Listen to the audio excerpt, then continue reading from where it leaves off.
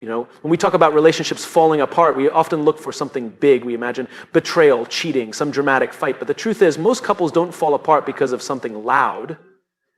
They fall apart quietly, slowly, bit by bit. And one of the most hidden signs is the growing distance in the bedroom. Let's be clear, the real problem isn't sex itself. It's something deeper. So when we talk about the problems that tear couples apart, people often point to the obvious things. Lack of intimacy, mismatched libidos, declining sexual desire. But here's the truth no one really says out loud. It's not about sex, it's about connection.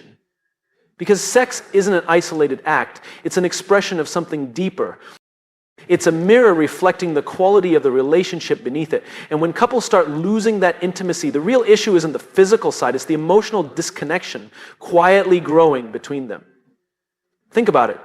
Most couples don't wake up one day and suddenly stop wanting each other. That distance is gradual. It starts when conversations get shorter, when glances stop lingering, when we stop checking in with each other, when we start assuming instead of asking. We tell ourselves we're busy, we tell ourselves it's just a phase, but under the surface, what's really happening is that we're drifting. Slowly, quietly, and that drift shows up in the bedroom. Not because desire has died, but because the connection that fuels it has weakened. Sex without connection eventually feels empty. It stops being an act of closeness and starts feeling like a performance or a task. And no amount of technique or frequency can replace the feeling of being truly seen, truly wanted, truly safe with another person.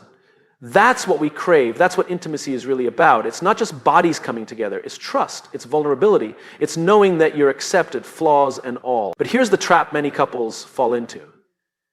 They focus on fixing the sexual symptoms without addressing the relational root. They try new techniques. They schedule date nights hoping it'll lead to more intimacy. They read articles. They take advice. But if they're not rebuilding that deeper emotional connection, it's like putting a fresh coat of paint on a crumbling wall. It might look better for a while, but the cracks are still underneath, waiting. Because intimacy can't thrive where there's resentment. It can't thrive where there's unspoken hurt. It can't thrive where people feel unseen, unheard, unappreciated.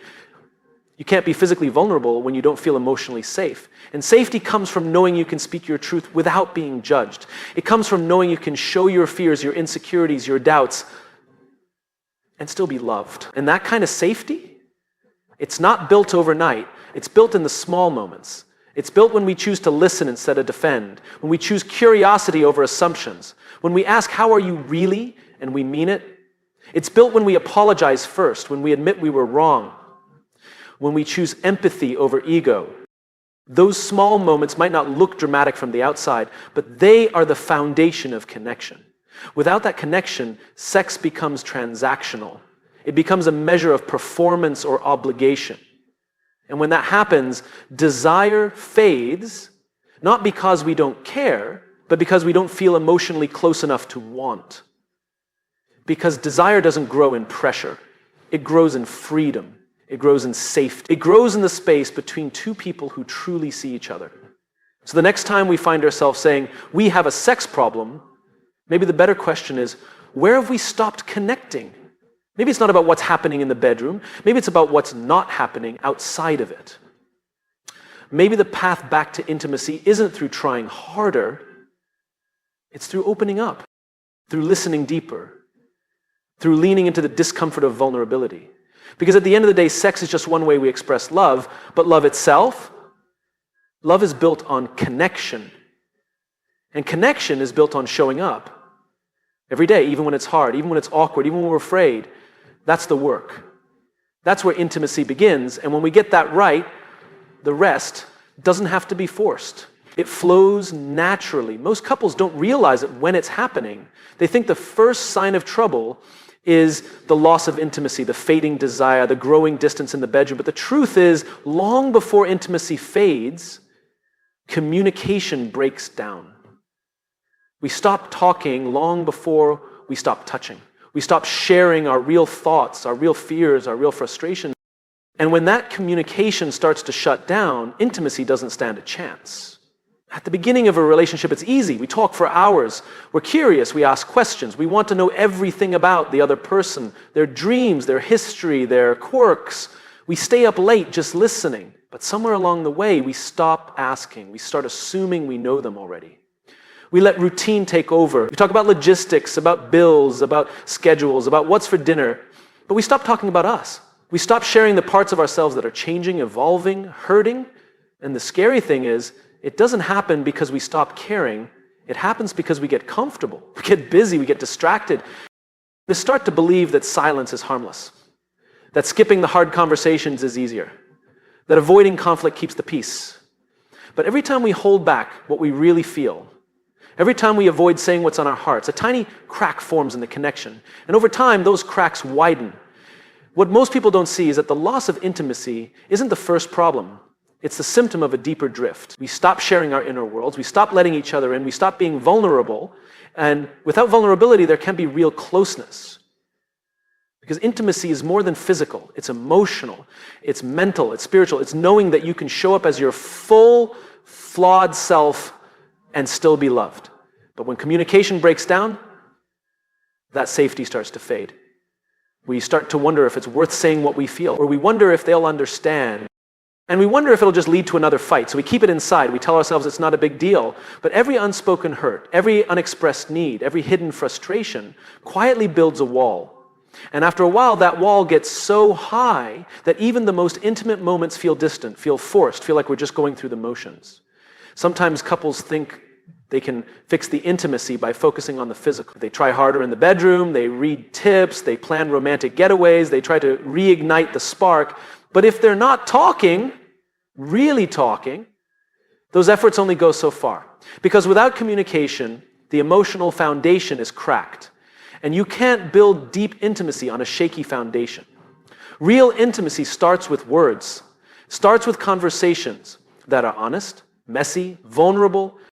It starts with the willingness to say, this is what I'm afraid of, or this is what I need, or this is what hurts. It starts with creating space where both people feel safe to be themselves, even when it's uncomfortable, even when it's scary.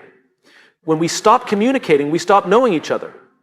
And when we stop knowing each other, we stop wanting each other, not because the attraction is gone, but because the emotional bridge between us has eroded. Intimacy without communication is like trying to light a fire with wet wood.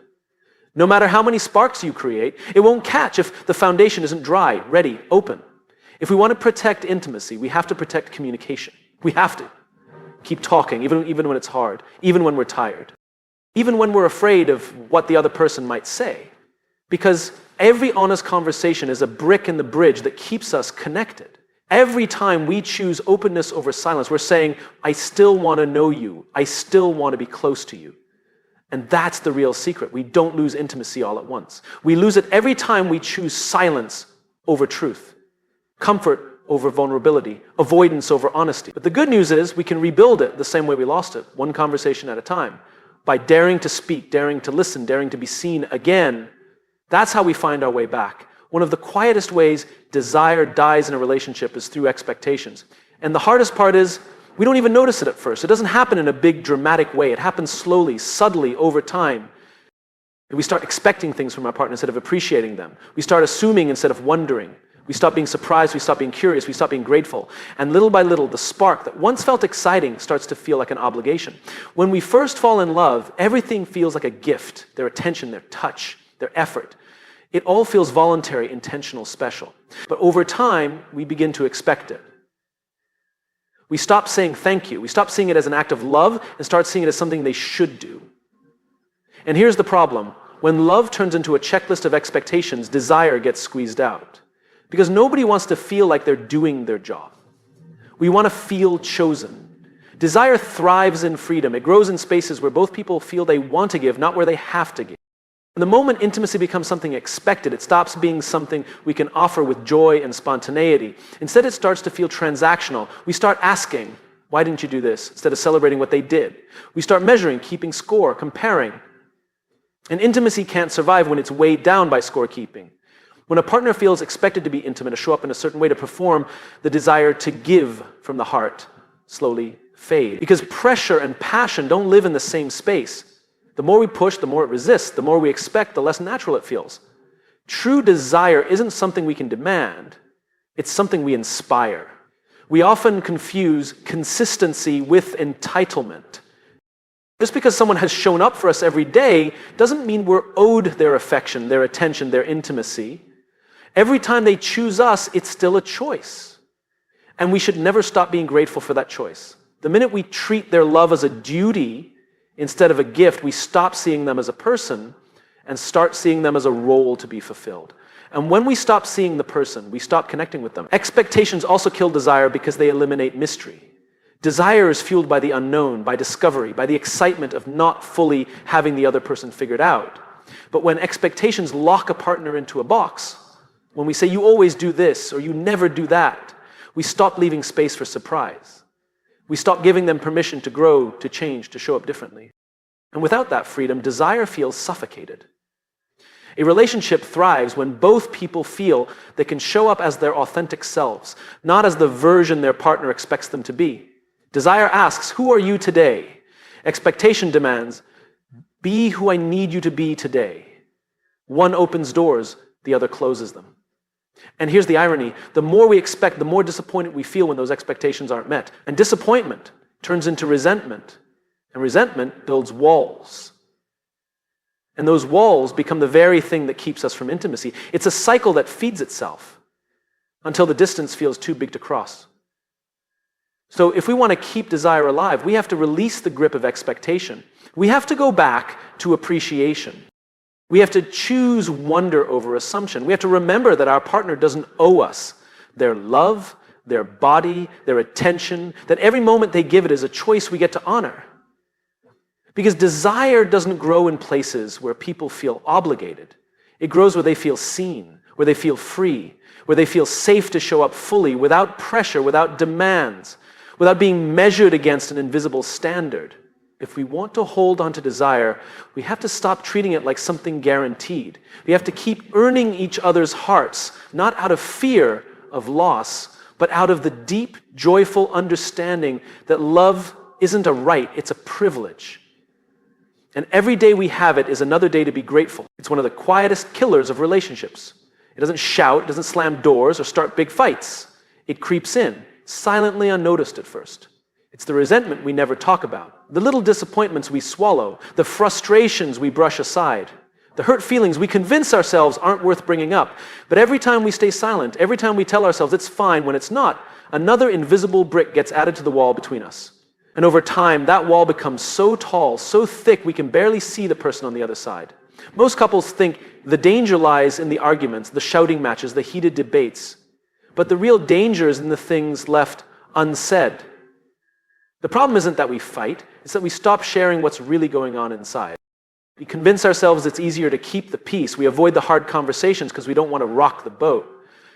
But what we don't realize is that silence isn't peace, it's just postponing the conflict. And every postponed conflict quietly morphs into resentment. Resentment doesn't start big, it starts small. It starts with picking dismissed in a conversation.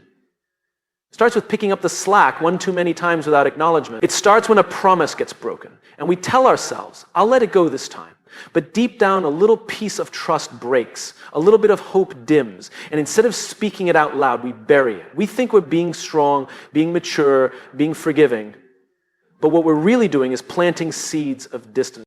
And here's the tricky part. We can still love someone deeply while building a wall against them. We can still laugh together, still sleep side by side, still share a life, and yet be separated by all the things we've never dared to say. We pretend everything's fine on the outside, but inside we're keeping score. Inside we're carrying a quiet bitterness that slowly colors how we see them. Every little annoyance feels bigger. Every small mistake feels personal. We start interpreting their actions through the lens of all those unresolved hurts. And the more we carry, the heavier it gets. Eventually, that invisible wall starts affecting intimacy. It shows up in the way we touch, or don't. In the way we look or avoid looking. In the way we choose silence instead of asking questions. The wall doesn't just block anger or pain, it blocks closeness. Vulnerability can't flow through it. Trust can't grow behind it. And without vulnerability and trust, love starts to feel distant, mechanical, hollow. We tell ourselves they should know why I'm upset. We expect them to read our minds, to figure it out, to just get it. But no one can fix what they don't know exists. No one can climb a wall they can't see. And so we stay stuck, waiting, hoping, resenting. But here's the truth. Walls don't fall on their own. They have to be dismantled. Brick by brick, conversation by conversation, truth by truth. It takes courage to speak the things we've buried. It takes humility to admit this still hurts. It takes vulnerability to say, I'm angry about this, without turning it into blame or attack. But that courage, that humility, that vulnerability, that's the work of real connection. That's what keeps love alive even when it's hard. Because the longer resentment stays unspoken, the stronger the wall becomes. And the stronger the wall, the harder it is to feel seen, heard, known.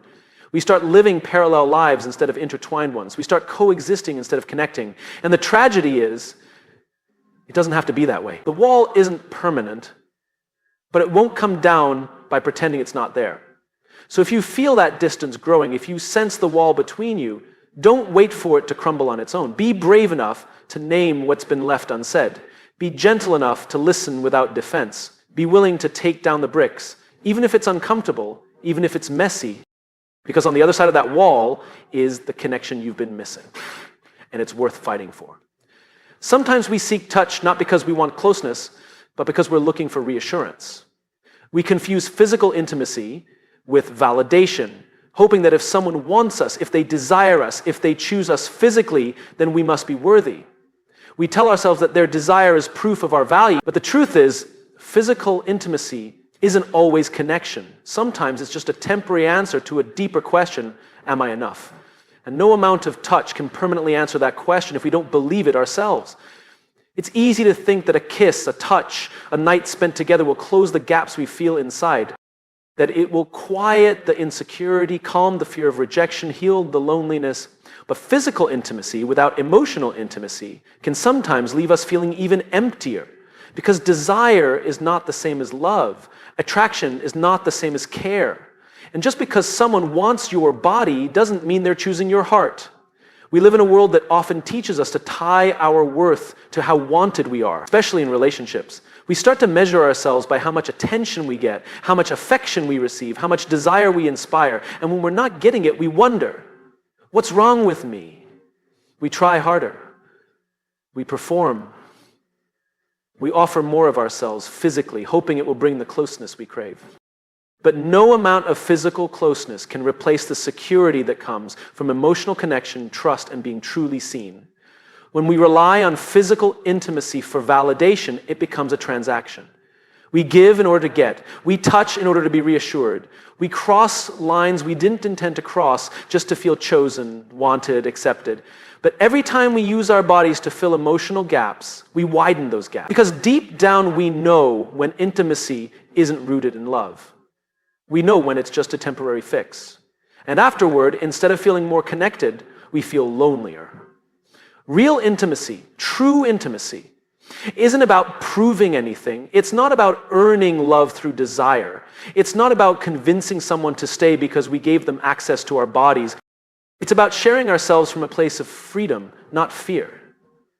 It's about saying, I want to be close to you, not I need you to want me so I can feel okay. There's a world of difference between those two. When physical intimacy is healthy, it flows from emotional connection. It's an expression of love, trust, respect. It's not about filling a void or covering an insecurity. It's about deepening a bond by giving ourselves away. But when we confuse physical intimacy with validation, we risk putting our sense of worth in someone else's hands. We hand over the power to make us feel valuable or not, based on whether they desire us in the moment. And here's the hard truth. No one else can validate what we haven't first accepted in ourselves. No relationship, no physical touch, no active intimacy can make up for a lack of self-worth. That work has to happen inside us. Because even if someone desires us deeply, if we don't believe we're worthy, we'll never fully receive that love. We'll keep questioning it, testing it. If we want intimacy that actually nourishes us, we have to start with emotional honesty. We have to ask ourselves, am I seeking connection or am I seeking reassurance? Am I sharing love or am I proving worth? And if it's the latter, we have to pause. We have to be willing to do the inner work first, so we're not using intimacy as a substitute for validation. Because true intimacy isn't something we earn to feel worthy. It's something we experience because we already know we're worthy. And from that place, every touch, every moment of closeness becomes an expression of love, not a desperate plea to be loved. And that's the kind of intimacy that doesn't just fill the moment, it fills the heart. We're often afraid of the big fights. We think that when couples argue loudly, slam doors, or raise their voices, that's when the relationship is at risk. But the truth is, the real danger isn't in the loud conflicts, it's in the quiet drift. It's not the shouting that pulls people apart, it's the silence that settles in afterward. It's the small disconnections that we don't notice at first, the subtle ways we stop reaching for each other, the little moments we choose distance over closeness. And before we know it, we're standing across a gap that feels too wide to cross. Conflict, as uncomfortable as it can be, is still a form of engagement. It shows that we care enough to fight, to try, to express frustration, to work through something. When we argue, we're still in it, we're still emotionally invested. But when the conflict stops, when the conversations fade, when we stop even bothering to bring things up, that's when we're in trouble. Because that's when indifference starts to take root. The drift happens quietly. It happens when we stop sharing the small details of our day. It happens when we no longer ask curious questions about each other's lives. It happens when we start assuming we already know what the other person thinks or feels, so we don't bother to ask. Slowly, the laughter fades. The inside jokes go unused. The spark of discovery dims. And without realizing it, we stop seeing each other as we are today. We only see who we used to be. One of the greatest dangers in long-term relationships is thinking we've arrived, that we no longer have to explore or grow together. But people change, we evolve. And if we're not intentional about staying connected, we wake up one day next to someone we no longer truly know. We become strangers who happen to share a home, a bed, a life, but not a connection. The drift also shows up in our physical closeness. We stop holding hands as often. We stop hugging just because. We stop making eye contact across the room. It's not out of malice. It's not even a conscious choice. It's just the slow fading of habits we once prioritized. And the longer we let those small moments slip away, the harder it becomes to reach for them again. Unlike conflict, the drift doesn't demand attention. There's no explosion, no urgent crisis to solve. That's why it's so dangerous. It feels harmless. It feels like nothing, but it's not nothing. It's the space where loneliness grows, even in a relationship. It's the quiet erosion of intimacy, trust, and closeness. And by the time we notice it, it can feel like the love has disappeared. But the love hasn't disappeared. It's been buried under neglect. It's been overshadowed by busyness, routine, avoidance. And the good news is, just as the drift happened through small moments, reconnection can happen the same way. It doesn't always require grand gestures or dramatic breakthroughs. It starts with choosing to turn toward each other again in small, intentional ways. It starts with asking, "How are you really?" and listening with curiosity. It starts with touching their arm as you walk past. It starts with putting your phone down and making eye contact. It starts with saying thank you for the ordinary things. It starts with remembering what made you fall in love and choosing to see those qualities again, even when life has dulled their shine. We worry so much about avoiding conflict that we forget conflict isn't the opposite of love. Indifference is. Silence is. The absence of effort is. The drift is what we should be afraid of, not the fights. Because as long as we're willing to engage, there's still a bridge between us. But when we stop showing up, when we stop caring enough to even argue, that bridge starts to crumble. Love doesn't stay alive on autopilot. It needs attention. It needs presence. It needs two people willing to keep showing up again and again, even when it's hard, even when it's quiet, even when it feels like the distance has grown. Because the real danger isn't in the noise. It's in the silence that keeps us apart day by quiet day.